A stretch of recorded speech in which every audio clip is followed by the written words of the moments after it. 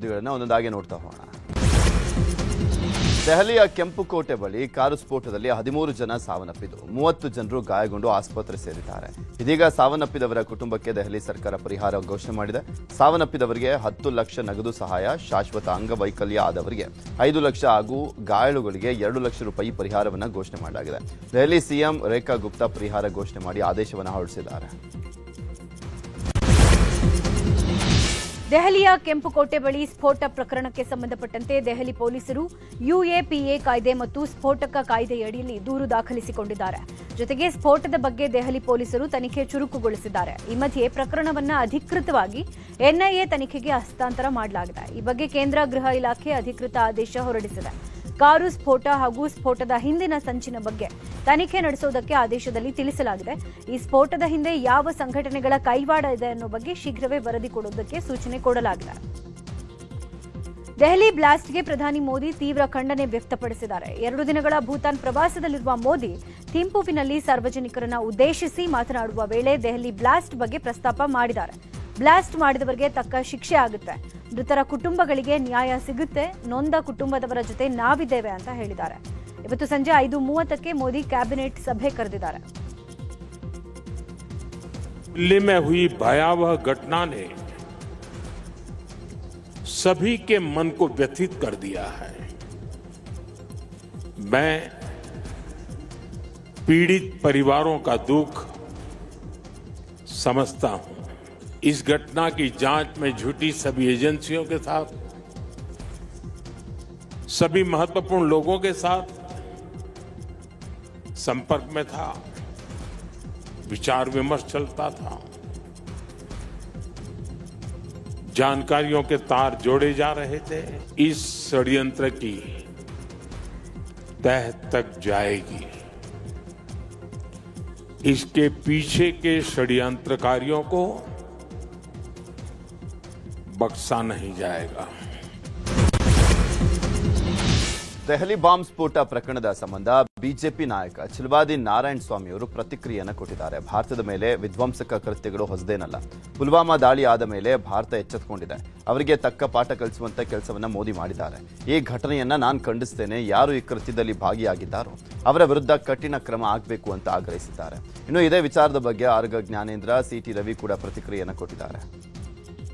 ಇವತ್ತು ನಡೆದಿರತಕ್ಕಂತ ಈ ಕೃತ್ಯವನ್ನ ದೇಶದ ಪ್ರತಿಯೊಬ್ಬ ಪ್ರಜೆಯೂ ಕೂಡ ಇದನ್ನು ಖಂಡಿಸ್ತಾನೆ. ನಾನು ಕೂಡ ಖಂಡಿಸ್ತೇನೆ.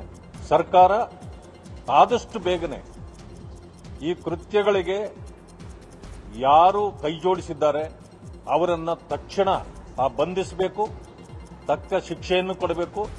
ಇದರ ಹಿಂದೆ ಇರತಕ್ಕಂಥವರ ಯಾರು ಕೈವಾಡ ಇದೆ ಇದನ್ನು ಪರಿಶೀಲನೆ ಮಾಡಿ ಅವರ ವಿರುದ್ಧವೂ ಕೂಡ ಕ್ರಮ ಜರುಗಿಸಬೇಕು. ನಿನ್ನೆ ಡೆಲ್ಲಿಯ ಕೆಂಪುಕೋಟೆಯ ಬಳಿ ನಡೆದಂಥ ಕಾರ್ ಬಾಂಬ್ ಪ್ರಕರಣ ಇಡೀ ದೇಶ ಆಲೋಚನೆ ಮಾಡುವಂಥ ಒಂದು ಪರಿಸ್ಥಿತಿ. ಕಳೆದ 10-11 ವರ್ಷದಿಂದ ನಿಯಂತ್ರಣಕ್ಕೆ ಬಂದಿದ್ದಂಥ ಈ ಭಯೋತ್ಪಾದಕ ಕೃತ್ಯಗಳು ಇವನ್ನು ಹೀಗೆ ಬಿಡಬಾರದು ಅಂತೇಳಿ ಭಯೋತ್ಪಾದಕರು ಮನಸ್ಸು ಮಾಡಿ ನಿನ್ನೆ ಕೆಂಪುಕೋಟೆಯ ಬಳಿ ಬಾಂಬನ್ನು ಇಟ್ಟಂಥ ಒಂದು ಪ್ರಯತ್ನಗಳು ನಡೀತಾ ಇದ್ದಾವೆ ಅಂತ ಹೇಳಿ ಅನಿಸುತ್ತೆ. ಇಡೀ ದೇಶ ಇದನ್ನು ಖಂಡಿಸಬೇಕಾಗಿದೆ ಮತ್ತು ಇದರ ವಿರುದ್ಧ ಜನಜಾಗೃತಿ ನಿರ್ಮಾಣ ಆಗಬೇಕಾಗಿದೆ. ಬಹಳಷ್ಟು ಜನ ಇದರ ಮುಂಡುವಾದವನ್ನು ಮಾಡ್ತಾ ಇದ್ದಾರೆ. ಭಯೋತ್ಪಾದಕರಿಗೆ ಧರ್ಮ ಇಲ್ಲ ಅಂತೇಳಿ. ಆದರೆ ಭಯೋತ್ಪಾದಕರು ಆದಂಥವ್ರು ಎಲ್ಲರೂ ಒಂದೇ ಧರ್ಮದವರು ಅನ್ನುವಂಥದ್ದು ಚರ್ಚೆ ಆಗಬೇಕು. ಮನುಕುಲದ ನಾಶಕ್ಕಾಗಿ ಹೊರಟಿರ್ತಕ್ಕಂಥವ್ರು ಇವರೇ ಹೊರತು ಯಾವ ಧರ್ಮವನ್ನು ಉಳಿಸ್ಲಿಕ್ಕೂ ಇವರು ಹೋರಾಟ ಅಲ್ಲ.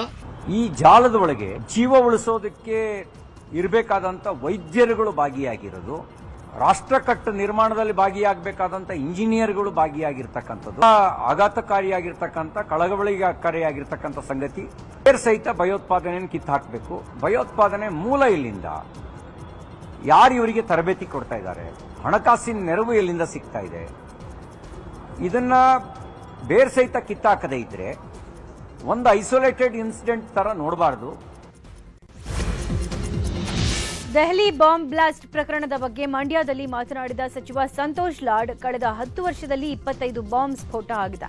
ಈ ಎಲ್ಲಾ ಸಂದರ್ಭದಲ್ಲಿ ನಾವು ಕೇಂದ್ರ ಸರ್ಕಾರದ ಜೊತೆಗಿದ್ದೀವಿ. ಇದರಲ್ಲಿ ರಾಜಕೀಯ ಮಾತನಾಡಲ್ಲ. ಬಿಜೆಪಿಯವರು ಸಿದ್ದರಾಮಯ್ಯ ರಾಜೀನಾಮೆ ಕೇಳ್ತಾರಲ್ಲ, ಈಗ ದೆಹಲಿಯಲ್ಲಿ ಸ್ಫೋಟ ಆಗಿದೆ. ಹಾಗಾದ್ರೆ ಪ್ರಧಾನಿ ಮೋದಿ ರಾಜೀನಾಮೆ ಕೇಳ್ತಾರಾ? ಪಹಲ್ಗಾಮ್ ದುರಂತಕ್ಕೂ ಪ್ರಧಾನಿ ಮೋದಿ ಅವರು ಉಸಿರು ಬಿಟ್ಟಿಲ್ಲ. ಹಾಗಾದ್ರೆ ಅವರ ರಾಜೀನಾಮೆ ಬೇಡವಾ? ಮೊದಲು ಈ ರೀತಿ ಮಾತನಾಡೋದನ್ನ ವಿಪಕ್ಷದವರು ನಿಲ್ಲಿಸಬೇಕು ಅಂತ ಕಿಡಿಕಾರಿದ್ರು. ಇನ್ನು ಇದೇ ವಿಚಾರದ ಬಗ್ಗೆ ಸಚಿವ ಎಂಬಿ ಪಾಟೀಲ್, ಪ್ರದೀಪ್ ಈಶ್ವರ್ ಕೂಡ ಪ್ರತಿಕ್ರಿಯಿಸಿದ್ದಾರೆ. ಕಳೆದ 10 ವರ್ಷದಿಂದ ಸುಮಾರು 24ರಿಂದ 25 ರೀತಿ ಬಾಂಬ್ ಸ್ಫೋಟಗಳಾಗಿದೆ. ವಿಶೇಷವಾಗಿ ಒಂದು 5-6 ಅಂತೂ ಭಾಳ ದೊಡ್ಡ ಪ್ರಮಾಣದಲ್ಲಾಗಿದೆ. ಇದನ್ನು ಖಂಡಿಸ್ತೀವಿ. ಒಂದು ಪುಲ್ವಾಮಾ ಆಗಿರ್ಬೋದು, ಪಹಲ್ಗಾಮ್ ಆಗಿರ್ಬೋದು, ಬಾಲಾಕೋಟ್ ಆಗಿರ್ಬೋದು, ಉರಿ ಆಗಿರ್ಬೋದು, ಪಠಾನ್ಕೋಟ್ ಆಗಿರ್ಬೋದು, ಇವತ್ತಾಗಿರ್ತಕ್ಕಂಥ ಇನ್ಸಿಡೆಂಟ್, ನಿನ್ನೆ ಆಗಿರ್ತಕ್ಕಂಥ ಇನ್ಸಿಡೆಂಟ್ ಆಗಿರ್ಬೋದು. ಯಾವಾಗಲೂ ಇಂಥ ಸಂದರ್ಭದಲ್ಲಿ ಇದಕ್ಕೆ ರಾಜಕೀಯ ಇಲ್ಲ, ಪಕ್ಷಾತೀತವಾಗಿ ನಾವು ಯಾವಾಗಲೂ ಸರ್ಕಾರದ ಪರವಾಗಿ ಇದೀವಿ ಅಂತ ತಮ್ಮ ಮುಖಾಂತರ ಹೇಳಲಿಕ್ಕೆ ಇಚ್ಛೆ ಬಯಸ್ತೇನೆ. ದೇಶದ ಹಿತದೃಷ್ಟಿ ನಮಗೆ ಮುಖ್ಯ ಆಗಿರ್ತದೆ. ಇದರ ಬಗ್ಗೆ ಈ ಸಂದರ್ಭದಲ್ಲಿ ರಾಜಕೀಯ ಮಾತನಾಡ್ತಕ್ಕಂಥ ಅವಶ್ಯಕತೆ ಇಲ್ಲ. ಡೆಲ್ಲಿ ಬ್ಲಾಸ್ಟ್ಗೆ, ಬಿಹಾರ್ ಚುನಾವಣೆಗೆ ನಾವು ತಳಕಾಕುವಂಥದ್ದಲ್ಲ. ಅದು ಉಗ್ರಗಾಮಿಗಳ ಕೈವಾಡನ ಅಥವಾ ಕೆಮಿಕಲ್ ಇದನ್ನು ಅಂತೇಳಿ ಅದು ಸ್ಪಷ್ಟಗೊಳ್ಳಬೇಕಾಗಿದೆ. ಎಲ್ಲರೂ ಕೂಡ ಇವತ್ತೊಂದು ಸದನ ಖಂಡನೆ ಮಾಡ್ತೀವಿ. ಮತ್ತು ಇಂಥ ವಿಚಾರದಲ್ಲಿ ಇವತ್ತೊಂದು ಸಹ ಎಲ್ಲರೂ ನಾವು ದೇಶದ ಪರವಾಗಿ, ನಾವು ಜನರ ಪರವಾಗಿ ಒಗ್ಗಟ್ಟಾಗಿದ್ದೀವಿ. ಈ ರೀತಿ ಇಂಟೆಲಿಜೆನ್ಸ್ ಬ್ಯೂರೋ ಫೇಲ್ ಆಗಿದೆ. ರೆಡ್ ಫೋರ್ಟ್ ಹತ್ರ ಪ್ರಧಾನಿಗಳು ಪ್ರತಿದಿನ ನಡೆಯುವಂತಹ, ಓಡಾಡುವಂತಹ, ರಾಷ್ಟ್ರಪತಿಗಳು ಓಡಾಡುವಂತಹ ಜಾಗದಲ್ಲಿ ಬ್ಲಾಸ್ಟ್ ಆಗಿದೆ ಅಂದ್ರೆ ಇದು ಕೇಂದ್ರದ ಬಿಜೆಪಿಯ ವೈಫಲ್ಯ. ಅಲ್ಲೆಲ್ಲೋ ಜೈಲಲ್ಲಿ ಫೋನ್ ಎತ್ಕೊಂಡ್ರೆ ಕಾಂಗ್ರೆಸ್ ಸರ್ಕಾರದ ಪ್ರಾಬ್ಲಮ್ ಆಗುತ್ತೆ. ಅಲ್ಲಿ ಡೆಲ್ಲಿಯಲ್ಲಿ ಏನಾದರೂ ಬಾಂಬ್ ಬ್ಲಾಸ್ಟ್ ಆದ್ರೆ ಪಾಪ ಬಿಜೆಪಿಯವರು ಅಮಾಯಕರಂತೆ. ಬಿಜೆಪಿ ನೈತಿಕ ಹೊಣೆ ಹೊರಬೇಕು. ನೈತಿಕತೆ ಇದ್ರೆ ಪ್ರಧಾನಿಗಳು, ಗೃಹ ಮಂತ್ರಿಗಳು ರಾಜೀನಾಮೆ ಕೊಡಬೇಕು. ಇದು ಇಂಟರ್ನಲ್. ದೆಹಲಿಯ ಬಾಂಬ್ ಬ್ಲಾಸ್ಟ್ ಪ್ರಕರಣದ ಸಂಬಂಧ ಸಂಸದ ಬಸವರಾಜ ಬೊಮ್ಮಾಯಿ ಪ್ರತಿಕ್ರಿಯೆಯನ್ನು ಕೊಟ್ಟಿದ್ದಾರೆ. ಈಗಾಗಲೇ ತನಿಖೆ ಆರಂಭವಾಗಿದೆ. ಕಾರು ಸ್ಫೋಟದ ಹಿಂದೆ ಇರುವಂತಹ ಭಯೋತ್ಪಾದಕರ ಕನೆಕ್ಷನ್ ಬಗ್ಗೆ ತನಿಖೆ ನಡೆದಿದೆ. ಇಡೀ ದೇಶದಲ್ಲಿ ಭಯೋತ್ಪಾದನೆ ಚಟುವಟಿಕೆ ಮಾಡಿ ಅಶಾಂತಿ ಮೂಡಿಸುವಂತಹ ಈ ಶಕ್ತಿಗಳ ದಮನಕ್ಕೆ ಕೇಂದ್ರ ಸರ್ಕಾರ ಕ್ರಮ ಕೈಗೊಳ್ಳುತ್ತೆ ಅಂತ ಹೇಳಿದ್ದಾರೆ. ಇನ್ನು ಹಿಂದೂ ರಾಷ್ಟ್ರ ಮಾಡಲಿಕ್ಕೆ ಸಾಧ್ಯವಿಲ್ಲ ಎಂಬ ಸಿಎಂ ಸಿದ್ದರಾಮಯ್ಯ ಹೇಳಿಕೆಗೂ ಬೊಮ್ಮಾಯಿ ತಿರುಗೇಟನ್ನು ಕೊಟ್ಟಿದ್ದಾರೆ. ಸಿದ್ದರಾಮಯ್ಯ ಅವರು ತಮ್ಮ ಕುರ್ಚಿ ಉಳಿಸಿಕೊಳ್ಳಲಿಕ್ಕೆ ಇಲ್ಲ ಸಲ್ಲದ ಹೇಳಿಕೆಯನ್ನು ಕೊಟ್ಟಿದ್ದಾರೆ. ಕೇಂದ್ರದ ಮೇಲೆ ಗೂಬೆ ಕೂರಿಸ್ತಾರೆ ಅಂತ ವಾಗ್ದಾಳಿಯನ್ನು ಮಾಡಿದರು. ದಿಲ್ಲಿಯ ಬಾಂಬ್ ಸ್ಫೋಟದ ಬಗ್ಗೆ ಈಗಾಗಲೇ ತಮಗೆಲ್ಲ ಗೊತ್ತಿದೆ. ಕೆಲವೆಲ್ಲ ತನಿಖೆ ಒಳಪಟ್ಟಿದ್ದಾರೆ. ಕಾರ್ ಯಾರ್ದು, ಯಾರಿಗೆ ಮಾರಿದ್ರು, ಅದರ ಹಿಂದಿರುವಂಥ ಭಯೋತ್ಪಾದಕರ ಕನೆಕ್ಷನ್ ಎಲ್ಲವೂ ಕೂಡ ಭಾಳ ಅತ್ಯಂತ ಬಾಂಬ್ ಸ್ಫೋಟಕ್ಕೆ 4-5 ಗಂಟೆಗೆ ಚುರುಕಾದ ಕೆಲಸವನ್ನು ಮಾಡಿದ್ದಾರೆ. ಇದನ್ನು ಇವತ್ತು ಗೃಹ ಸಚಿವರು ಸಭೆಯನ್ನು ಕೂಡ ಅವರೇ ಅದರ ನೇತೃತ್ವ ವಹಿಸಿದ್ದಾರೆ. ಅತಿ ಶೀಘ್ರದಲ್ಲಿ ಕೇವಲ ಕೆಂಪುಕೋಟೆ, ದಿಲ್ಲಿಯಲ್ಲಿ ಅಷ್ಟೇ ಅಲ್ಲ, ಇಡೀ ದೇಶದಲ್ಲಿ ಭಯೋತ್ಪಾದನೆಯ ಚಟುವಟಿಕೆ ಮಾಡಿ ದೇಶದಲ್ಲಿ ಅಶಾಂತಿ ಮೂಡಿಸುವಂಥ ಈ ಶಕ್ತಿಗಳಿಗೆ ದಮನ ಹಾಕೋ ಸಲುವಾಗಿ ಇವತ್ತು ಎಲ್ಲ ಕ್ರಮಗಳನ್ನು ನಮ್ಮ ಭಾರತ ಸರ್ಕಾರ ತೆಗೆದುಕೊಳ್ತೀನಿ ಅಂತ ವಿಶ್ವಾಸ ನನಗೆ. ಇನ್ನು ಬಿಜೆಪಿ ಕಚೇರಿಯಲ್ಲಿ ಎಂಎಲ್ಸಿ ಸಿಟಿ ರವಿ ಮಾತನಾಡಿ, ಇತ್ತೀಚೆಗೆ ಜಮ್ಮು ಕಾಶ್ಮೀರ, ಯುಪಿ ಸೇರಿ ಹಲವು ಕಡೆ ಎನ್ಐಎ, ಎಟಿಎಸ್ ಹಲವು ಭಯೋತ್ಪಾದಕರನ್ನ ಬಂಧಿಸಲಾಗಿದೆ. ಇಡೀ ದೇಶದಲ್ಲಿ ಭಯೋತ್ಪಾದನೆ ಕೃತ್ಯ ನಡೆಸಲಿಕ್ಕೆ ಯೋಜನೆ ರೂಪಿಸಿದ್ದನ್ನು ವಿಫಲಗೊಳಿಸಲಾಗಿದೆ. ಅಪಾರ ಪ್ರಮಾಣದ ಆರ್ಡಿಎಕ್ಸ್ ವಶಕ್ಕೆ ಪಡೆದಿದ್ದಾರೆ. ಯೋಜನೆ ರೂಪಿಸಿದ್ದಂಥ ಸಂಚನ್ನ ಎನ್ಐಎ ವಿಫಲಗೊಳಿಸಿದೆ. ಎನ್ಐಎ ಎಚ್ಚರಿಕೆ ವಹಿಸಿದ್ರಿಂದ ಹೆಚ್ಚಿನ ಹಾನಿ ತಪ್ಪಿದೆ ಅಂತ ಹೇಳಿದ್ರು. ಕೆಂಪುಕೋಟೆ ಗುರಿಯಾಗಿಸಿಕೊಂಡು ಭಯೋತ್ಪಾದಕರು ನಾವು ಬದುಕಿದ್ದೀನಿ ಅಂತ ತೋರಿಸಿದ್ದಾರೆ ಅಂತ ಹೇಳಿದ್ರು. ಅವರು ಇಡೀ ದೇಶದಲ್ಲಿ ವಿಧ್ವಂಸಕ ಕೃತ್ಯ ನಡೆಸೋದಕ್ಕೆ ಸಂಚು ನಡೆಸಿದ್ದು, ಅಪಾಯಕಾರಿ ರಿಸೀನ್ ಅಂತ ವಿಷವನ್ನ ತಯಾರಿಸಿ ಸಾಮೂಹಿಕ ನರಮೇಧಕ್ಕೆ ಯೋಜನೆ ರೂಪಿಸಿದ್ದನ್ನ ಪೊಲೀಸ್ ಇಲಾಖೆ, ಅದು ಎಟಿಎಸ್ ಇರಬಹುದು, ಎನ್ಐಎ ಇರಬಹುದು, ವಿಫಲಗೊಳಿಸಿದೆ. ಅಪಾರ ಪ್ರಮಾಣದಲ್ಲಿ ಆರ್ಡಿಎಕ್ಸ್ ಅನ್ನು ಕೂಡ ವಶಪಡಿಸಿಕೊಂಡಿದೆ. ಬಹುಶಃ ಒಂದು ಯೋಜನಾಬದ್ಧವಾಗಿರ್ತಕ್ಕಂಥ ಭಯೋತ್ಪಾದನೆ ನಡೆಸೋದಕ್ಕೆ ಸಿದ್ಧತೆ ನಡೆಸಿದ್ರು ಅನ್ನೋದನ್ನ ಊಹಿಸಬಹುದು. ನಮ್ಮ ಇಂಟೆಲಿಜೆನ್ಸ್ ವ್ಯವಸ್ಥೆ ಎನ್ಐಎ ಸಾಕಷ್ಟು ಎಚ್ಚರ ವಹಿಸಿರೋ ಕಾರಣಕ್ಕೆ ದೊಡ್ಡ ಅಪಾಯವನ್ನು ತಪ್ಪಿಸಿದ್ದಾರೆ. ದೆಹಲಿಯ ಕೆಂಪುಕೋಟೆ ಬಳಿ ಕಾರು ಸ್ಫೋಟಗೊಂಡಿದ್ದು ದೇಶವೇ ಹೈ ಅಲರ್ಟ್ ಅಲ್ಲಿದೆ. ಈ ಘಟನೆ ಬಗ್ಗೆ ಮೈಸೂರಿನಲ್ಲಿ ಮಾತನಾಡಿರುವ ಪ್ರಮೋದ್ ಮುತಾಲಿಕ್, ಕೇಂದ್ರ ಸರ್ಕಾರ ಆಂತರಿಕ ಭದ್ರತೆಯ ದೃಷ್ಟಿಯಿಂದ ಇನ್ನೂ ಎಚ್ಚರಿಕೆ ವಹಿಸಬೇಕು ಅಂತ ಆಗ್ರಹ ಮಾಡಿದ್ದಾರೆ. ದೆಹಲಿಯಲ್ಲಿ ನಡೆದಿರುವ ಅನಾಹುತ ಕಡಿಮೆಯದಲ್ಲ, ದೊಡ್ಡ ಅನಾಹುತವೊಂದು ತಪ್ಪಿದೆ. ಅದಕ್ಕೆ ನಾವು ಎನ್ಐಎ ಪೊಲೀಸರಿಗೆ ಅಭಿನಂದನೆ ಸಲ್ಲಿಸಬೇಕು ಅಂದ್ರು. ಬೆಂಗಳೂರಿನ ಪರಪ್ಪನ ಅಗ್ರಹಾರ ಜೈಲಿನಲ್ಲಿ ಪಾಕಿಸ್ತಾನಿ ಉಗ್ರರಿದ್ದಾರೆ. ಅವರು ಸ್ಯಾಟಲೈಟ್ ಫೋನ್ ಬಳಸ್ತಾ ಇದ್ದಾರೆ. ಕರ್ನಾಟಕ ಸರ್ಕಾರ ಉಗ್ರರನ್ನ ಪೋಷಣೆ ಮಾಡ್ತಾ ಇದೆಯಾ ಅಂತ ರಾಜ್ಯ ಸರ್ಕಾರವನ್ನ ಪ್ರಶ್ನೆ ಮಾಡಿದ್ದಾರೆ. ನಾನು ಕೇಂದ್ರ ಸರ್ಕಾರಕ್ಕೆ ಹೇಳ್ತಾ ಇದ್ದೀನಿ, ನೀವು ಹೊರಗಡೆ ಎಷ್ಟು ಭದ್ರತೆಯನ್ನು ಮಾಡ್ತಾ ಇದ್ರೆ ಅಷ್ಟು ಒಳಗಡೆನೂ ಆಂತರಿಕ ಭದ್ರತೆಯ ಬಗ್ಗೆ ಬಹಳ ಗಂಭೀರವಾಗಿ ಯೋಚನೆ ಮಾಡಬೇಕು. ಈ ಶಮ ಇರ್ಬೋದು, ಡಾಕ್ಟರ್ಗಳು, ಈ ಮುಸ್ಲಿಂ ಡಾಕ್ಟರ್ಗಳಿರ್ಬೋದು, ಎಲ್ಲ ಕಡೆ ಪಸರಿಸಿದ್ದಾರೆ. ಒಬ್ಬಳು ಶಮ ಅಲ್ಲ, ಒಬ್ಬಳು ಡಾಕ್ಟರ್, 3-4 ಜನ ಡಾಕ್ಟರ್ ಅಲ್ಲ, ಎಲ್ಲ ಕಡೆ ಪಸರಿಸಿದ್ದಾರೆ ಅವರು. ಸೊ ಈ ಭಯೋತ್ಪಾದನೆ ಅನ್ನುವಂಥದ್ದು ಅವರು ಈಗ ಬಾಂಬು ಬಂದೂಕಕ್ಕಿಂತ ಇನ್ನು ಬೇರೆ ಬೇರೆ ರೀತಿಯಲ್ಲಿ ಪಸರಿಸ್ತಾ ಇದ್ದಾರೆ, ಬೇರೆ ಬೇರೆ ರೀತಿಯಲ್ಲಿ ಯೋಚನೆ ಮಾಡ್ತಾ ಇದ್ದಾರೆ. ಸೊ ಇದರ ಸಂಬಂಧಪಟ್ಟಾಗೆ ನಾಗರಿಕರು, ಇದರ ಸಂಬಂಧಪಟ್ಟಾಗೆ ಪೊಲೀಸ್ ಇಲಾಖೆ ಮತ್ತು ಕೇಂದ್ರ ಸರ್ಕಾರ ಬಹಳ ಗಂಭೀರವಾಗಿ ತಗೊಳ್ಬೇಕು ಅಂತನ್ನುವಂಥದ್ದು ಹೇಳ್ತೀನಿ ನಾನು. ದೆಹಲಿ ಕೆಂಪುಕೋಟೆ ಬಳಿ ಬ್ಲಾಸ್ಟ್ ಆದ ಬೆನ್ನಲ್ಲೇ ದೇಶದಾದ್ಯಂತ ಅಲರ್ಟ್ ಆಗಿದೆ.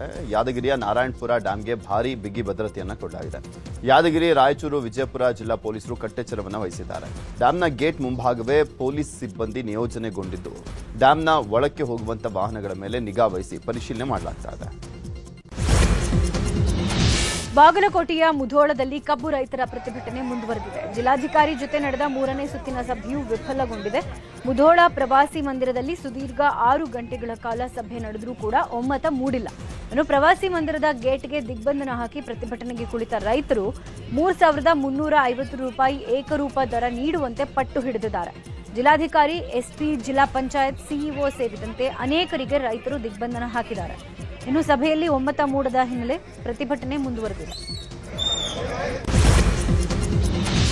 ಬೀದರ್ನಲ್ಲೂ ಕಬ್ಬು ಬೆಳೆಗಾರರ ಹೋರಾಟ ಮುಂದುವರೆದಿದೆ. ಸಕ್ಕರೆ ಕಾರ್ಖಾನೆಯವರ ಜೊತೆಗಿನ ಕಬ್ಬು ದರ ನಿಗದಿ ಸಭೆ ವಿಫಲವಾಗಿದೆ. ಈ ಹಿನ್ನೆಲೆಯಲ್ಲಿ ಬೀದರ್ ಜಿಲ್ಲೆ ಹುಮನಾಬಾದ್ನಲ್ಲಿ ಹೈದರಾಬಾದ್ ಮುಂಬೈ ರಾಷ್ಟ್ರೀಯ ಹೆದ್ದಾರಿ ತಡೆದು ರೈತರು ಪ್ರತಿಭಟನೆಯನ್ನು ಮಾಡುತ್ತಿದ್ದಾರೆ. ಕರ್ನಾಟಕ ರಾಜ್ಯ ರೈತ ಸಂಘ ಹಾಗೂ ಹಸಿರು ಸೇನೆ ನೇತೃತ್ವದಲ್ಲಿ ಇಂದು ಮಧ್ಯಾಹ್ನ 12 ಗಂಟೆಗೆ ಬೃಹತ್ ಪ್ರತಿಭಟನೆ ನಡೆಯಲಿದ್ದು ಸಾವಿರಾರು ಸಂಖ್ಯೆಯಲ್ಲಿ ರೈತರು ಸೇರುವಂತ ನಿರೀಕ್ಷೆ ಇದೆ. ಪ್ರತಿ ಟನ್ ಕಬ್ಬಿಗೆ 3,500 ರೂಪಾಯಿ ನೀಡುವಂತೆ ರೈತರ ಬೇಡಿಕೆ ಆಗಿದ್ದು 5 ಸಕ್ಕರೆ ಕಾರ್ಖಾನೆಗಳ ಮಾಲೀಕರು ಈ ಬೇಡಿಕೆಯನ್ನು ಒಪ್ಪಿಕೊಳ್ತಾ ಇಲ್ಲ. 10.2 ರಿಕವರಿಗೆ ನಿಗದಿಯಾಗಿರುವಂತೆ FRP 3,200 ರೂಪಾಯಿ ಆದರೂ ಕೂಡ ಅದನ್ನಾದರೂ ಕೊಡಬೇಕು ಅಂತ ರೈತರು ಪಟ್ಟಣ ಹಿಡಿದಿದ್ದಾರೆ. ಹಾವೇರಿಯಲ್ಲಿ ಕಬ್ಬು ಬೆಳೆಗಾರರ ಹೋರಾಟ 3ನೇ ದಿನಕ್ಕೆ ಕಾಲಿಟ್ಟಿದೆ. ಹೊಸಮನಿ ಸಿದ್ದಪ್ಪ ಸರ್ಕಲ್ನಲ್ಲಿ ರೈತರು ಅಹೋರಾತ್ರಿ ಧರಣಿ ನಡೆಸುತ್ತಿದ್ದಾರೆ. ರೈತರ ಪ್ರತಿಭಟನೆ 3ನೇ ದಿನಕ್ಕೆ ಕಾಲಿಟ್ಟಿದ್ರೂ ಇದುವರೆಗೂ ಜಿಲ್ಲಾಡಳಿತ ಸಂಧಾನ ಸಭೆಗೆ ಮುಂದಾಗಿಲ್ಲ. ಇತ್ತ ರೈತರು ಪ್ರತಿ ಟನ್ ಕಬ್ಬಿಗೆ 3,300 ರೂಪಾಯಿ ನೀಡಬೇಕು ಅಂತ ಆಗ್ರಹ ಮಾಡುತ್ತಿದ್ದಾರೆ. ಇವತ್ತು ರಾಷ್ಟ್ರೀಯ ಹೆದ್ದಾರಿ ತಡೆದು ರೈತರು ಹೋರಾಟ ನಡೆಸುವುದಾಗಿ ಎಚ್ಚರಿಕೆ ನೀಡಿದ್ದಾರೆ. ಸಿಎಂ ಸಿದ್ದರಾಮಯ್ಯ ವಿರುದ್ಧದ ಮುಡಾ ಸೈಟ್ ಹಗರಣ ಸಂಬಂಧಪಟ್ಟಂತೆ ಇಂದು ಹೈಕೋರ್ಟ್ನಲ್ಲಿ 2 ಮೇಲ್ಮನವಿ ಅರ್ಜಿಗಳ ವಿಚಾರಣೆ ನಡೆಯಲಿದೆ. ಮುಡಾ ಹಗರಣ ಸಿಬಿಐ ತನಿಖೆ ಕೋರಿ ಸ್ನೇಹಮಯಿ ಕೃಷ್ಣ ಸಲ್ಲಿಸಿರುವಂತಹ ಮೇಲ್ಮನವಿ ಹಾಗೂ ಸಿಎಂ ಸಿದ್ದರಾಮಯ್ಯ ವಿರುದ್ಧ ತನಿಖೆಗೆ ರಾಜ್ಯಪಾಲರು ಕೈಗೊಂಡಿದ್ದಂತಹ ನಿರ್ಣಯ ಎತ್ತಿ ಹಿಡಿದಿದ್ದಂತಹ ಹೈಕೋರ್ಟ್ ಏಕಸದಸ್ಯ ಪೀಠದ ಆದೇಶ ಪ್ರಶ್ನಿಸಿ ಸಿಎಂ ಸಿದ್ದರಾಮಯ್ಯ ಸಲ್ಲಿಸಿರುವಂತಹ ಮೇಲ್ಮನವಿ ವಿಚಾರಣೆ ನಡೆಯಲಿದೆ. ಈ ಸಂಬಂಧ 2 ಮೇಲ್ಮನವಿ ಅರ್ಜಿ ವಿಚಾರಣೆ ಹೈಕೋರ್ಟ್ ದ್ವಿಸದಸ್ಯ ಪೀಠದಲ್ಲಿ ವಿಚಾರಣೆಗೆ ಬರಲಿದೆ. ಪರಪ್ಪನ ಅಗ್ರಹಾರ ಜೈಲಿನಲ್ಲಿ ಖೈದಿಗಳಿಗೆ ರಾಜಾತಿಥ್ಯ ವಿಚಾರವಾಗಿ ಕೋಲಾರದಲ್ಲಿ ಜೆಡಿಎಸ್ ಯುವ ನಾಯಕ ನಿಖಿಲ್ ಕುಮಾರಸ್ವಾಮಿ ಕಿಡಿಕಾರಿದ್ದಾರೆ. ರಾಜ್ಯದ ಗ್ಯಾರಂಟಿ ಸರ್ಕಾರ ಮೋಜು ಮಸ್ತಿ ಹೆಸರಲ್ಲಿ ಖೈದಿಗಳಿಗೆ 6ನೇ ಗ್ಯಾರಂಟಿ ಕೊಟ್ಟಿದ್ಯಾ? ಆಡಳಿತ ವೈಫಲ್ಯ ಇದು. ಸರ್ಕಾರದ ಜವಾಬ್ದಾರಿ ಹೊತ್ತವರು ಉತ್ತರ ನೀಡಬೇಕು ಅಂತ ಆಗ್ರಹಿಸಿದ್ದಾರೆ. ಜಾತಿ ಗಣತಿ ಆನ್ಲೈನ್ ಸಮೀಕ್ಷಾ ಅವಧಿಯನ್ನ ಮತ್ತೆ ವಿಸ್ತರಣೆ ಮಾಡಲಾಗಿದೆ. ಹಿಂದುಳಿದ ವರ್ಗಗಳ ಆಯೋಗ ನವೆಂಬರ್ 30ರವರೆಗೆ ಅವಧಿ ವಿಸ್ತರಿಸಿ ಆದೇಶ ಮಾಡಿದೆ. ಕಳೆದ ಬಾರಿ ನವೆಂಬರ್ 10ರವರೆಗೆ ವಿಸ್ತರಣೆ ಮಾಡಲಾಗಿತ್ತು. ಇದೀಗ ಸಮೀಕ್ಷೆಯಲ್ಲಿ ಆನ್ಲೈನ್ ಮೂಲಕ ಎಲ್ಲರೂ ಸ್ವಯಂ ಪಾಲ್ಗೊಳ್ಳುವ ಅವಧಿಯನ್ನು ವಿಸ್ತರಿಸಲಾಗಿದೆ. ಕೋಲಾರದ ಮಾಲೂರು ವಿಧಾನಸಭಾ ಕ್ಷೇತ್ರದ ಮರುಮತ ಎಣಿಕೆ ಕಾರ್ಯ ಮುಕ್ತಾಯಗೊಂಡಿದೆ. 18 ಸುತ್ತುಗಳಲ್ಲಿ ಮರುಮತ ಎಣಿಕೆ ನಡೆದಿದ್ದು 5 ವಿವಿಪ್ಯಾಟ್ ಚೀಟಿಗಳ ಎಣಿಕೆಯೂ ಯಶಸ್ವಿಯಾಗಿ ಮುಗಿದಿದೆ. ಸದ್ಯ ಮತ ಎಣಿಕೆ ಮುಗಿದಿದ್ದು ಚುನಾವಣಾ ಆಯೋಗವು ಮುಚ್ಚಿದ ಲಕೋಟೆಯಲ್ಲಿ ಸುಪ್ರೀಂ ಕೋರ್ಟ್ಗೆ ವರದಿಯನ್ನು ನೀಡಿದೆ. ಮರುಮತ ಎಣಿಕೆಗಾಗಿ ಮಾಜಿ ಶಾಸಕ ಮಂಜುನಾಥ್ ಗೌಡ ಕೋರ್ಟ್ ಮೆಟ್ಟಿಲೇರಿದ್ರು. ಹೈಕೋರ್ಟ್ ಆದೇಶದ ಬಳಿಕ ಸುಪ್ರೀಂ ಕೋರ್ಟ್ನಲ್ಲೂ ಕೂಡ ಮರುಮತ ಎಣಿಕೆಗೆ ಆದೇಶ ಬಂದಿತ್ತು. ಇನ್ನು ನಮ್ಮ ಕೋರಿಕೆಯಂತೆ ಮರುಮತ ಎಣಿಕೆ ಆಗಿಲ್ಲ ಎಂದಿರುವಂತಹ ಮಂಜುನಾಥ್ ಗೌಡ ಮತ್ತೆ ಸುಪ್ರೀಂ ಕೋರ್ಟ್ ಗಮನಕ್ಕೆ ತರ್ತೇವೆ ಅಂತ ಹೇಳಿದರೆ ಮರುಮತ ಎಣಿಕೆ ಕಾರ್ಯ ನನಗೆ ಸಮಾಧಾನ ತಂದಿದೆ ಅಂತ KY ನಂಜೇಗೌಡ ಹೇಳಿದ್ದಾರೆ. ಗದಗ ಜಿಲ್ಲೆ ಶಿರಹಟ್ಟಿ ಠಾಣೆ PSI ಈರಪ್ಪ ರಿತ್ತಿ ಅಮಾನತಿಗೆ ಆಗ್ರಹಿಸಿ ಸ್ಟೇಷನ್ ಎದುರು ಶಾಸಕ ಡಾಕ್ಟರ್ ಚಂದ್ರು ಲಮಾಣಿ ಧರಣಿ ಮಾಡಿದ್ದಾರೆ. PSI ಈರಪ್ಪ ರಿತ್ತಿ ಸೋಮಣ್ಣ ಲಮಾಣಿ ಅನ್ನವರನ್ನ ಅರೆಬೆತ್ತಲೆಗೊಳಿಸಿ ಹಲ್ಲೆ ಮಾಡಿದ್ದಾರೆ ಅಂತ ಶಾಸಕರು ಆರೋಪ ಮಾಡಿದ್ದಾರೆ. ಜೂಜು ಆಡುವ ಆರೋಪ ಹೊರಿಸಿ ಹಲ್ಲೆ ಮಾಡಿದ್ದಾರೆ ಅಂತ ಆಕ್ರೋಶ ವ್ಯಕ್ತಪಡಿಸಿದ್ದಾರೆ. ಕೂಡಲೇ PSI ಈರಪ್ಪ ರಿತ್ತಿಯನ್ನ ಅಮಾನತು ಮಾಡುವಂತೆ ಆಗ್ರಹಿಸಿ ಹಲ್ಲೆಗೊಳಗಾದ ಸೋಮಣ್ಣ ಜೊತೆಗೆ ಸ್ಟೇಷನ್ ಎದುರು ಧರಣಿ ನಡೆಸಿದರು. ವಿಚಾರಣೆಗೆ ಹೋದಂತ ಪಿಎಸ್ಐ, ಎಎಸ್ಐ ಹಾಗೂ ಸಿಬ್ಬಂದಿ ಮೇಲೆನೆ ಹಲ್ಲೆ ಮಾಡಿರುವಂತಹ ಆರೋಪ ಕೇಳಿ ಬಂದಿರುವಂತದ್ದು. ರಾಯಚೂರಿನ ಮಸ್ಕಿ ತಾಲೂಕಿನ ಮಟ್ಟೂರು ತಾಂಡದಲ್ಲಿ ಘಟನೆ ನಡೆದಿದೆ. 2 ದಿನಗಳ ಹಿಂದೆ ರಾಮಪ್ಪ ಹಾಗೂ ಕುಟುಂಬಸ್ಥರು ವ್ಯಕ್ತಿಯೊಬ್ಬರ ಮೇಲೆ ಹಲ್ಲೆಯನ್ನ ಮಾಡಿದ್ರು. ಈ ಬಗ್ಗೆ ಎನ್ಸಿಆರ್ ಕೂಡ ದಾಖಲಾಗಿತ್ತು. ದೂರಿನ ಆಧಾರದಲ್ಲಿ ರಾಮಪ್ಪರನ್ನ ಕರೆದುಕೊಂಡು ಬರುವಂತೆ ಎಎಸ್ಐ ಅವರನ್ನ ಸ್ಥಳಕ್ಕೆ ಕಳುಹಿಸಲಾಗಿತ್ತು. ದೂರುದಾರನ ಜೊತೆ ಎಎಸ್ಐ ಆಗಮಿಸಿದಾಗ ದೂರುದಾರನನ್ನೇ ಕಟ್ಟಿ ಹಾಕಿ ಹಲ್ಲೆ ಮಾಡಲಾಗಿದೆ. ಇಷ್ಟೇ ಅಲ್ಲದೆ ಎಎಸ್ಐ ಮೊಬೈಲ್ ಕೂಡ ಕಸಿದುಕೊಂಡಿದ್ದಾರೆ ಅಂತ ಹೇಳಲಾಗ್ತದೆ. ವಿಚಾರ ತಿಳಿದು ಸ್ಥಳಕ್ಕೆ ತೆರಳಿದಂತ ಪಿಎಸ್ಐ ಜೊತೆಯೂ ಕೂಡ ವಾಗ್ವಾದ ಮಾಡಲಾಗಿದೆ. ಮನೆ ಕಳ್ಳತನಕ್ಕೆ ಯತ್ನಿಸಿದಂತಹ ಕಳ್ಳ ಸಿಕ್ಕಿಬಿದ್ದಂತ ಘಟನೆ ಮೈಸೂರಿನ ನಂಜನಗೂಡಿನ ಎಂಎಂ ಬಡಾವಣೆಯಲ್ಲಿ ನಡೆದಿದೆ. ನಂಜೀಪುರದ ಶಿವಪಾದ ಎಂಬಾತ ಸಿಕ್ಕಿಬಿದ್ದಿದ್ದಾನೆ. ಮನೆಗೆ ನುಗ್ಲಿಕ್ಕೆ ಕಾಂಪೌಂಡ್ ಹಾರಿದ ಸಂದರ್ಭದಲ್ಲಿ ಮನೆ ಒಡೆತಿ ಸೆಲ್ವಿ ಕೂತ್ಕೊಂಡಿದ್ದಾರೆ. ಆಗ ತಪ್ಪಿಸಿಕೊಳ್ಳಿಕ್ಕೆ ಯತ್ನಿಸಿದಂತ ಕಳ್ಳನನ್ನ ಅಕ್ಕಪಕ್ಕದ ನಿವಾಸಿಗಳು ಹಿಡಿದಿದ್ದಾರೆ. ಈ ಹಿಂದೆ ಇದೇ ಮನೆಯಲ್ಲಿ ಕಳ್ಳತನಕ್ಕೆ ಬಂದು ಕುತ್ತಿಗೆಗೆ ಚಾಕು ಹಿಡಿದಿದ್ದ ಆರೋಪಿ ನಿನ್ನೆಯೂ ಮನೆಗೆ ನುಗ್ಗಿ ಕದಿಲಿಕ್ಕೆ ಬಂದಿದ್ದಾನೆ. ನಮಗೆ ರಕ್ಷಣೆ ಕೊಡಿ, ಬಡಾವಣೆಗೆ ಸೂಕ್ತ ಭದ್ರತೆಯನ್ನು ಒದಗಿಸಿ ಅಂತ ಪೊಲೀಸರಿಗೆ ಸಾರ್ವಜನಿಕರು ಆಗ್ರಹ ಮಾಡಿದ್ದಾರೆ. ತುಮಕೂರಿನಲ್ಲಿ ಲೋಕಾಯುಕ್ತ ಪೊಲೀಸರು ಭರ್ಜರಿ ಕಾರ್ಯಾಚರಣೆಯನ್ನು ಮಾಡಿದ್ದಾರೆ. 2 ಎಂಜಿನಿಯರ್ಗಳು ಸೇರಿದಂತೆ ಕಂಪ್ಯೂಟರ್ ಆಪರೇಟರ್ ಲೋಕಾಯುಕ್ತ ಬಲೆಗೆ ಬಿದ್ದಿದ್ದಾರೆ. ತುಮಕೂರು ಪ್ರವಾಸಿ ಮಂದಿರದಲ್ಲಿ ಲಂಚ ಪಡಿತಾ ಇದ್ದಂತಹ ಸಂದರ್ಭದಲ್ಲಿ ಲೋಕಾಯುಕ್ತ ದಾಳಿ ನಡೆದಿದ್ದು, ಗ್ರಾಮೀಣ ನೀರು ಸರಬರಾಜು ಇಲಾಖೆ ಎಇ ಕಂಪ್ಯೂಟರ್ ಆಪರೇಟರ್ ಲೋಕಾಯುಕ್ತ ಬಲೆಗೆ ಬಿದ್ದಿದ್ದಾರೆ. ಎಇ ಸ್ವಾಮಿ, ಸಹಾಯಕ engineer Suhas, computer operator Harish ಬಂಧನ ಮಾಡಲಾಗಿದೆ. ಗುತ್ತಿಗೆದಾರನಿಂದ 30,000 ಲಂಚ ಪಡಿತಾ ಇದ್ದಂತ ಎಇ ಸ್ವಾಮಿ, 13,000 ಲಂಚ ಪಡಿತಾ ಇದ್ದಂತ ಸುಹಾಸ್ ರೆಡ್ ಹ್ಯಾಂಡ್ ಆಗಿ ಸಿಕ್ಕಿಬಿದ್ದಿದ್ದಾರೆ. ಜಿಬಿಎನ ಟಿವಿಸಿಸಿ ಕಚೇರಿ ಮೇಲೆ ಲೋಕಾಯುಕ್ತ ದಾಳಿ ನಡೆಸಿದೆ. ಲೋಕಾಯುಕ್ತ ಇನ್ಸ್ಪೆಕ್ಟರ್ ಗೋವಿಂದ ರಾಜು ನೇತೃತ್ವದಲ್ಲಿ 5 ಅಧಿಕಾರಿಗಳ ತಂಡ ದಾಳಿ ನಡೆಸಿದೆ. ದಾಳಿ ವೇಳೆ 126 ಕಾಮಗಾರಿಗಳ ಕಡತಗಳ ಪರಿಶೀಲನೆ ಮಾಡಿದ್ದಾರೆ. 126 ಕಾಮಗಾರಿಗಳಲ್ಲಿ ಕಳಪೆ ಕಾಮಗಾರಿ ಆಗಿರುವ ಬಗ್ಗೆ ಶಂಕೆ ಇದ್ದು, ಹೀಗಾಗಿ ಕಡತಗಳನ್ನು ಪರಿಶೀಲಿಸಿ ಜಿಬಿಎ ಅಧಿಕಾರಿಗಳಿಗೆ ಪ್ರಶ್ನೆ ಕೇಳಿದ್ದಾರೆ. ಇನ್ನು ಜಿಬಿಎ ಜೊತೆಗೆ ದಕ್ಷಿಣ, ಉತ್ತರ ಹಾಗೂ ಪಶ್ಚಿಮ ನಗರ ಪಾಲಿಕೆಗಳ ಕಚೇರಿಯಲ್ಲೂ ದಾಳಿಯಾಗಿದ್ದು, ದಾಖಲೆ ಪರಿಶೀಲನೆ ಆಗ್ತಾ ಇದೆ. ಇನ್ನು ಲೋಕಾದಾಳಿ ಬಗ್ಗೆ ಮಾತನಾಡಿದ GBA chief commissioner Maheshwar Rao, Lokayukta ಅಧಿಕಾರಿಗಳು ಕೆಲವು ಮಾಹಿತಿ ಕೇಳಿದ್ದಾರೆ, ಅವರಿಗೆ ಬೇಕಾಗಿರೋ ಎಲ್ಲ ಮಾಹಿತಿ ಕೊಟ್ಟಿದ್ದೀವಿ ಅಂತ ಹೇಳಿದ್ದಾರೆ. ಕೊಪ್ಪಳ ಜಿಲ್ಲಾ ಗುತ್ತಿಗೆದಾರ ಸಂಘದಿಂದ ಇವತ್ತು ಪ್ರತಿಭಟನೆ ಹಮ್ಮಿಕೊಳ್ಳಲಾಗಿದೆ. ಸಂಸದ ರಾಜಶೇಖರ ಹಿಟ್ನಾಳ್ ಒಡೆತನ ಪ್ರೇರಣಾ ಕನ್ಸ್ಟ್ರಕ್ಷನ್ ಕಂಪನಿಯಿಂದಲೇ ಕಾಮಗಾರಿ ಸಾಮಗ್ರಿ ಖರೀದಿ ಮಾಡಬೇಕು ಅಂತ ಕ್ರಮ ಜರುಗಿಸಲಾಗಿದೆ. ಆದರೆ ಕ್ರಷರ್ ಮಾಲೀಕರ ಈ ಕ್ರಮವನ್ನು ವಿರೋಧಿಸಿ ಪ್ರತಿಭಟನೆ ಮಾಡಲಾಗ್ತಾ ಇದೆ. ಈ ಮಧ್ಯೆ ಈ ನಿರ್ಧಾರಕ್ಕೆ ಸಂಸದರ ಪಾತ್ರವಿಲ್ಲ, ಗುತ್ತಿಗೆದಾರರ ಹಣ ಪಾವತಿಸಿ ಜಲ್ಲಿಕಲ್ಲು ಖರೀದಿ ಮಾಡಬೇಕು ಅಂತ ಕ್ರಷರ್ ಮಾಲೀಕರು ಹೇಳಿದ್ದಾರೆ. ಎಲೆಕ್ಟ್ರಾನಿಕ್ ಸಿಟಿಯ ತಿರುಪಾಳ್ಯ ರಸ್ತೆಯ ನ್ಯೂ ಟೌನ್ನ ಲಿಫ್ಟ್ನಲ್ಲಿ ಮಹಿಳೆಯೊಬ್ಬರು ಸಿಲುಕಿ ಒದ್ದಾಡಿರುವ ಘಟನೆ ನಡೆದಿದೆ. ಪ್ರತಿಭಾ ಅನ್ನುವ ಮಹಿಳೆ ಲಿಫ್ಟ್ನಲ್ಲಿದ್ದಾಗ ತಾಂತ್ರಿಕ ದೋಷದಿಂದ ಲಿಫ್ಟ್ ಕೆಟ್ಟು ಹೋಗಿದೆ.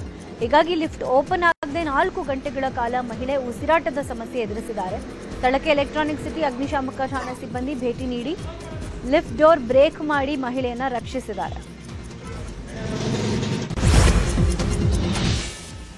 ಚಿತ್ರದುರ್ಗ ಜಿಲ್ಲೆಯಲ್ಲಿ ಈರುಳ್ಳಿ ಬೆಳೆದಂತ ರೈತರು ಸಂಕಷ್ಟದಲ್ಲಿದ್ದಾರೆ. ಭಾರಿ ಮಳೆಯಿಂದ ಈರುಳ್ಳಿ ಬೆಳೆ ನಷ್ಟವಾಗಿದ್ದು, ಸರಿಯಾದ ಬೆಲೆ ಸಿಗದೆ ಕೊಳೆತು ತಿಪ್ಪೆ ಸೇರ್ತಾ ಇದ್ದಾವೆ. ರೈತರು ಈರುಳ್ಳಿ ಕಟಾವು ಮಾಡಿ ಮಾರಾಟಕ್ಕಾಗಿ ಚೀಲಕ್ಕೆ ತುಂಬಿದ್ರು ಬೆಲೆ ಕುಸಿತವಾದ ಕಾರಣ ಮಾರಾಟ ಮಾಡದೆ ಸ್ಟಾಕ್ ಇಟ್ಟಿದ್ದಾರೆ. ಆದರೆ ಮಳೆಗೆ ಚೀಲಗಳು ನೆಂದು ತುಂಬಿಟ್ಟಿದ್ದಂಥ ಚೀಲದಲ್ಲಿಯೇ ಈರುಳ್ಳಿ ಮೊಳಕೆ ಹೊಡೆದಿದೆ. ಇದರಿಂದ ಈರುಳ್ಳಿ 70ರಷ್ಟು ಚೀಲದಲ್ಲೇ ಕೊಳೆತು ನಾರ್ತಾ ಇದೆ. ಲಾಭವಂತೂ ಮೊದಲೇ ಇಲ್ಲ, ಹಾಕಿದ ಬಂಡವಾಳವೂ ಇಲ್ಲ ಅಂತ ರೈತರು ಚಿಂತೆಗೀಡಾಗಿದ್ದಾರೆ.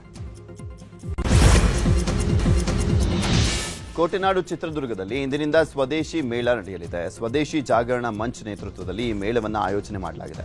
ಚಿತ್ರದುರ್ಗ ಎಂಎಲ್ಸಿ ಕೆಎಸ್ ನವೀನ್ ಕಾರ್ಯಕ್ರಮದ ಸಂಯೋಜಕರಾಗಿದ್ದು, ಸಿರಿಗೆರೆ ತರಳಬಾಳು ಮಠದ ಡಾಕ್ಟರ್ ಶಿವಮೂರ್ತಿ ಶಿವಾಚಾರ್ಯ ಶ್ರೀಗಳು ಸಾನ್ನಿಧ್ಯವನ್ನು ವಹಿಸಲಿದ್ದಾರೆ. ಮಾಜಿ ಮುಖ್ಯಮಂತ್ರಿ ಹಾಗೂ ಹಾಲಿ ಸಂಸದ ಬಸವರಾಜ ಬೊಮ್ಮಾಯಿ ಸ್ವದೇಶಿ ಮೇಳವನ್ನು ಉದ್ಘಾಟನೆ ಮಾಡಲಿದ್ದಾರೆ. ಮೇಳದಲ್ಲಿ ಹಲವು ರಾಜ್ಯಗಳ ದೇಸಿ ಉತ್ಪನ್ನಗಳ ಮಾರಾಟ, ತಯಾರಿಯನ್ನ ನೋಡಬಹುದಾಗಿದೆ. ಬೆಂಗಳೂರು ದಕ್ಷಿಣ ಜಿಲ್ಲೆಯ ಚನ್ನಪಟ್ಟಣ ತಾಲೂಕಿನ ಹನಿಯೂರು ಗ್ರಾಮದಲ್ಲಿ 3 ದಿನಗಳ ಜಾತ್ರೆ ನಡೆಯಲಿದೆ. ಶನಿದೇವರ ಸನ್ನಿಧಿಯಲ್ಲಿ ಇದೇ 13ರಿಂದ 15ರವರೆಗೆ 3 ದಿನಗಳ ಕಾಲ ಜಾತ್ರಾ ಮಹೋತ್ಸವ ನಡೆಯುತ್ತೆ. ಜಾತ್ರಾ ಮಹೋತ್ಸವಕ್ಕೆ ದೇವಸ್ಥಾನದ ಆಡಳಿತ ಮಂಡಳಿ ಸಕಲ ರೀತಿಯಲ್ಲೂ ಸಹ ಸಿದ್ಧತೆ ಮಾಡಿಕೊಂಡಿದ್ದಾರೆ.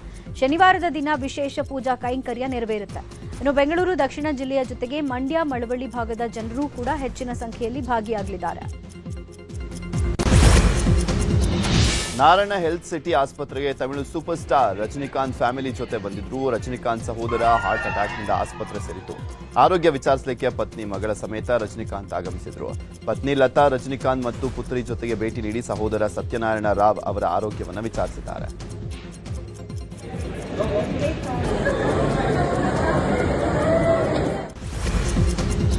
ಇವಿಷ್ಟು